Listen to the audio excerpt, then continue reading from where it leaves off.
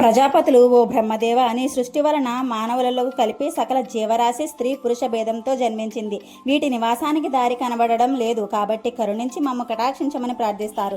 భూమిని జలం నుంచి విడదీస్తే మేము బ్రతికేదెలా అనేసరికి బ్రహ్మ ఆలోచనలో పడ్డాడు. అంతటా చూస్తాడు, మానవ జీవనానికి దారి కనబడడం లేదు. అటువంటి సమయంలో బ్రహ్మ ముక్కు నుండి చిన్న వరాహ చిత్రంగా బయటపడ్డాడు. చూస్తుండగా అది బ్రహ్మాండం అంత అయ్యింది. భయంకరంగా అరుస్తుంది. దానిని చూసేవాళ్ళు ఇటు భయం అటు ఆశ్చర్యం ప్రకటిస్తున్నారు. ఈ దివ్య స్వరూపాన్ని దేవతలు మునులు బ్రహ్మ గమనించి దానిని శ్రీహరి అవతారంగా తెలచారు.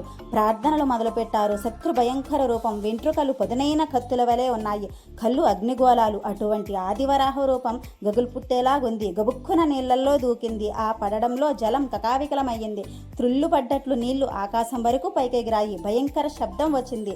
నీళ్లు కలిచివేస్తూ భూమికై వెతికి ప్రయత్నం ప్రారంభించింది. నీళ్లలో క్రిందకంటా వెళ్లి భూమిని తన కొరలపై పెట్టుకొని నీటిపైకి వస్తుంటే హిరణ్యకశిపుడు రాక్షసుడు ఆ వరాహ రూప శ్రీహరిని అడ్డుకున్నాడు. తాను పాతాల అధిపతినని ఈ భూమి నాది అంటూ ప్రకటిస్తే యుద్ధం శ్రీహరికి రాక్షసునికి మధ్య ఘోర యుద్ధం జరిగింది. అవతార పురుషుడైన శ్రీహరి యుద్ధంలో హిరణ్యకశిపుడిని మరణింపజేశాడు. అతనిలోనికి వచ్చిన వెలుగు శ్రీహరిలో కలిసిపోయింది.